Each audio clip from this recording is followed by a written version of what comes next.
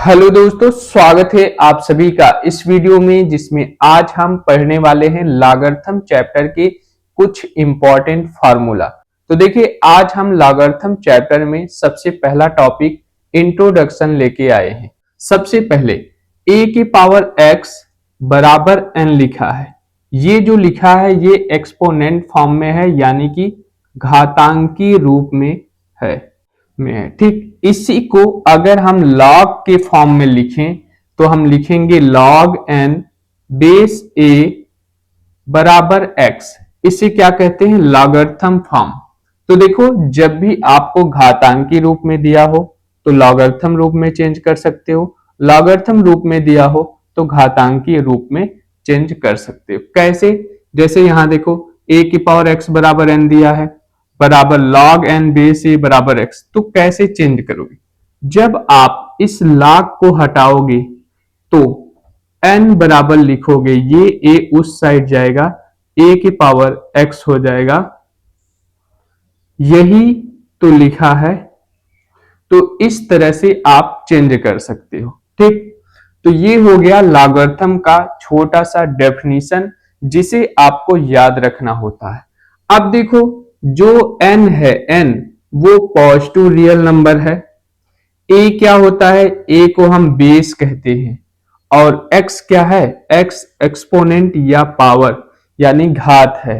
ठीक, आप देखो, जो ये लॉग आपने लिखा है, ये log n बेस a जो लिखा है, अगर वो डिफाइंड होगा, जब कब डिफाइंड होगा? जब पहला केस ये होता है कि n की वैल्यू 0 से बड़ा होना चाहिए। यानी अगर हम log 5 लिखे, बेस 2 लिखे और यहां x लिखे, तो देखें n की वैल्यू 0 से बड़ा है यानी 5 है, तो ये log अभी ओके है। लेकिन अगर ये दोनों पॉइंट ओके हो जाए, तब ये दोनों डिफाइंड कर जाए तब। दूसरा पॉइंट ये है कि a जो है वो ग्रेटर देन है 0 से, यानी कि 0 से बड़ा है। a यहाँ पे 2 है, n यहाँ पे 5 है, तो ये भी फाइंड ओके है। तीसरा पॉइंट ये कि a की वैल्यू कभी भी 1 नहीं होनी चाहिए, a की वैल्यू कभी भी 1 नहीं होनी चाहिए। तो यहां देखो 2 है, यानी कि ये भी ओके। जब किसी लॉग में ये 3 पॉइंट पूरी तरह से डिफाइंड हो जाएगा, तभी वो लॉग फाइंड होगा, वो लॉग डिफाइंड होगा। ठीक, अब देखो, यहां लिखा है कि log n बेस a एक यूनिक वैल्यू देता है। हाँ, देता है, क्योंकि इसके एक ही वैल्यू होते हैं, 4 वैल्यू नहीं होते। log 0 बेस a, log 0 ये नॉट डिफाइंड है, इसका कोई वैल्यू नहीं है, ये कहीं भी परिभाषित नहीं है। log of negative real number are not defined, यानी कि जो log है उस पे अगर निगेटिव वैल्यू आती है, log में निगेटिव वैल्यू आती है, तो वो डिफाइंड नहीं है in the system of real number. ठीक, सबसे पहले आपको बता दूं कि लॉगरिथम में फंडामेंटल फार्मूला कुछ है जिसे आपको याद रखना होता है। सबसे पहला कौन सा है? देखो, लिखा है कि log 1 बेस a। अब यहां पे log 1 की वैल्यू पूछ रहा है तो वो 0 आता है, लेकिन ये बेस जो है, बेस कुछ भी हो, एनी बेस पे क्या होगा? log 1 का वैल्यू 0 होगा। ठीक, दूसरा देखो, log n बेस n, जब नंबर और बेस समान हो तो उसकी वैल्यू 1 होता है। ठीक, अब देखो तीसरा, log 1 अपान n बेस n। देखो, अगर ध्यान से देखो, बेस और नंबर सेम है, बस लिखने का तरीका चेंज है कि 1 अपान में लिखा है, तो इसका वैल्यू -1 होता है। कैसे होता है वो आपको जल्दी में बता देता हूं। देखो, log n -1 लिख सकते हो, इसको 1 अपान n को लिख सकते हो n के पावर -1, और बेस n है। अब ये वाला आगे यहां पे लिख लोगे -1, अब आ जाएगा log n बेस n, ये वैल्यू 1 होता है, आपने यहां से पढ़ा है, तो इसका मान -1 हुआ। सेम ये देखो log n बेस 1 अपान n है, तो इसकी वैल्यू भी -1 आती है। ठीक, अब देखो लिखा है n बराबर a की power log n base a, यानी कि जहां भी आपको ऐसे दिखे ये वाला मान 1 हो जाता है और ये वाला n नंबर में गिना जाता है, तो इस तरह से लिख लेते हैं। जैसे एक हमारे पास एग्जाम्पल भी है, यहां देखो लिखा है कि 2 की पावर log 7 बेस 2, इसकी वैल्यू तो हो जाएगी 1 और ये नंबर में गिना जाएगा, तो इसका आंसर जो आएगा वो 7 आएगा। ठीक, कि आज हम सीखने वाले हैं प्रिंसिपल प्रॉपर्टीज ऑफ लॉगरिथम। सबसे पहला लिखा है कि log m into n base a, इसका फॉर्मूला तो लिखा है log m base a plus log n base a। देखो कहीं पे आपको इस तरह से भी दिया रहे तो आप ऐसे लिख सकते हो, कहीं पे ऐसे दिया हो तो ऐसे आप लिख सकते हो। ठीक, दोनों तरह से। अब देखो दूसरा log m upon n base a लिखा है, इसको जब आप ओपन करोगे तो आएगा log m base a minus log n base a। Same यहां भी है, अगर आपको ऐसे दिया है तो आप इस तरह से लिख लो, या ऐसे दिया है इस तरह से लिख लो। ठीक, ये देखो लिखा है कि log m के पावर k बेस a। अब जब भी आपको ऐसे लघुगणक में दिखा तो आप क्या करोगे, इस k को, इस घात को बाहर लिख लोगे, into log m base a लिख लोगे। ठीक, सेम यहां भी वही रूल, इस चीज को ऐसे लिख लो, इस चीज को ऐसे लिख लो। अब देखो ये देखो यहां लिखा है कि log m बेस a के पावर k है, किसके पावर है, बेस के पावर है, तो इसको लिखोगे 1 अपान k into log m base a। और यहां भी अगर ऐसे आपको दिखता है तो इस तरह से लिखो, ऐसे दिखता है तो इस तरह से लिखो। तो ये 4 ऐसे फॉर्मूला है जो कि लघुगणक चैप्टर में बहुत ही यूज होते हैं, तो इन्हें आपको याद रखना होगा। Base changing theorem of logarithm.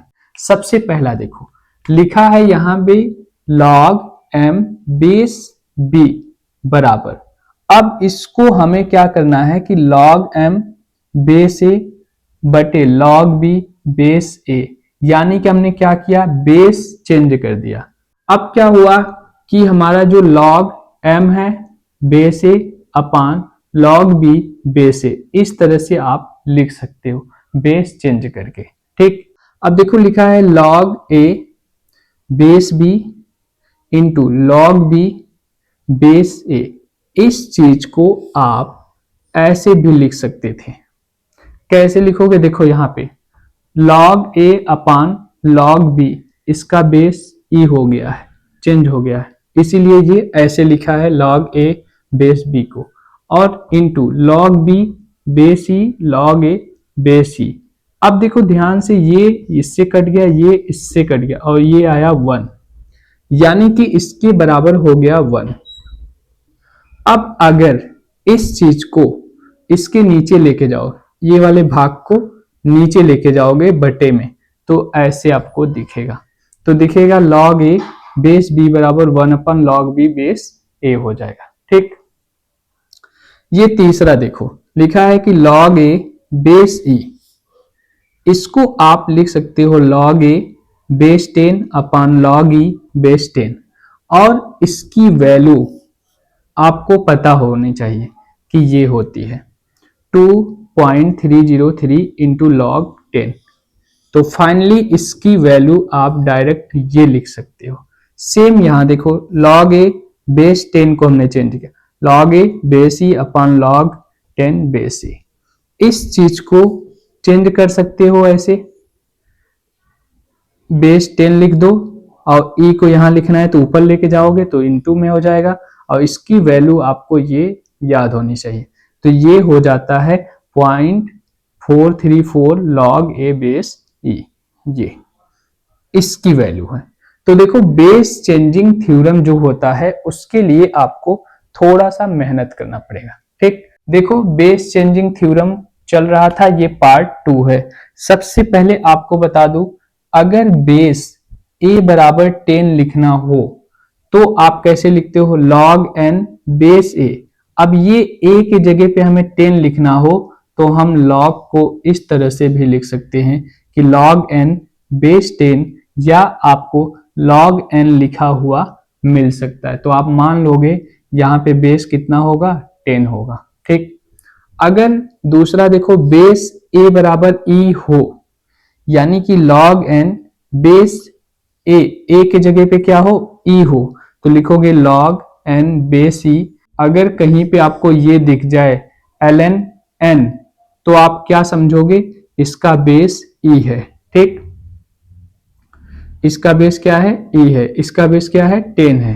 ठीक है, अब ये देखो, ये ध्यान देने वाली बात है कि लिखा है कि a की power log c base b, इसको आप लिख सकते हो c के power log a base b। Base change नहीं हुआ है, बस ये और ये चेंज हुआ। ठीक, तो इस तरह से भी आप इसको याद रखोगे। अब यहां देखो लिखा है कि log x बेस से छोटा है log y बेस a से। ये कंडीशन तब डिपेंड करेगा जब a की वैल्यू 1 से बड़ी हो तो y बड़ा होगा, जब a की वैल्यू 1 और 0 के बीच में होगा तो x बड़ा होगा। ठीक, कब y कब बड़ा होगा, जब a की वैल्यू 1 से बड़ा हो, और x कब बड़ा होगा, जब 0 और 1 के बीच में a की वैल्यू हो। a क्या है, बेस है, तो बेस का वैल्यू डिपेंड करेगा। अब यहां देखो 3 एग्जाम्पल हैं, आपको ऐसे बहुत बार मिल सकता है, तो इसे अगर हमें सॉल्व करना है तो लिखेंगे log 10 के पावर 1/3 और बेस 10, तो ये क्या हो जाएगा, ये तो बाहर आ जाएगा, 1/3 हो जाएगा, log 10 बेस 10, तो ये हो जाएगा 1, तो ये हटा दो, आंसर ये हो जाएगा 1/3। इसको देखो क्या लिख सकते हो, लिख सकते हो log 7 की पावर क्या है, 1/2। जब यहाँ कुछ भी नहीं होता तो 1/2 मानते हैं, यहाँ देखो 3 दिया था तो 1/2, और ये लिखा है 7 का स्क्वायर। अगर आप ध्यान से देखो ये कहाँ जाएगा, इस साइड, अब ये कहाँ जाएगा, बटे में 1/2 हो जाएगा, और ये log 7 बेस 7, ये तो हो गया 1, ये गया ऊपर, यानी फाइनल आंसर 4 हो गया।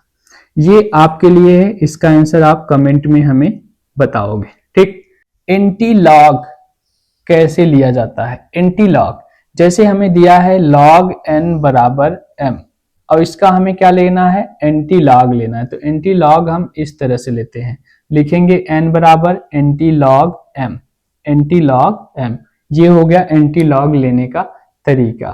ठीक, अब देखो एक फंक्शन होता है y बराबर मॉड में x, मॉड में जब x आपको दिया रहे तो इसकी 2 वैल्यू होती है। पहला, अगर x greater than equal to 0 है, यानी 0 के बराबर है या बड़ा है, तो उसकी वैल्यू x आएगा।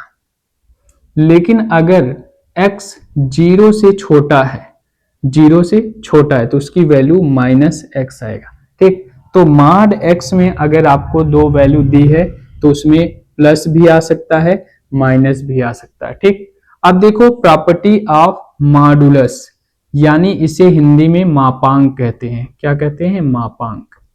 ठीक, अब इसकी कुछ प्रॉपर्टीज होती है, जैसे यहाँ पे लिखा है मॉड a, तो इसका जो मान होगा वो ग्रेटर देन इक्वल टू 0 होगा, यानी कि 0 से बड़ा भी होगा, 0 के बराबर भी होगा, जैसे हमने यहाँ देखा। ठीक, अब ये देखो लिखा है मॉड में a इंटू b, तो इसे हम अलग अलग लिख सकते हैं, mod a into mod b।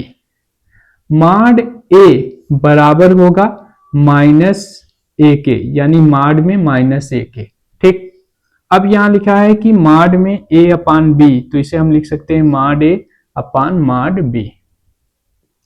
Under root में a स्क्वायर अगर आपको दिखे तो उसे आप मॉड a लिख सकते हैं। तो देखो ये बहुत छोटी सी डेफिनेशन है, आप इसे अच्छे से याद रखना, आपके मैथ में ये काम आएगा। तो देखो फिर एक नया चैप्टर स्टार्ट करेंगे जिसका नाम है त्रिकोणमिति। ये बहुत इंपॉर्टेंट है, अगर आप मैथ पढ़ते हो तो आपको त्रिकोणमिति के सारे फार्मूले याद होने चाहिए। तो कल मिलते हैं, तब तक के लिए जय हिंद।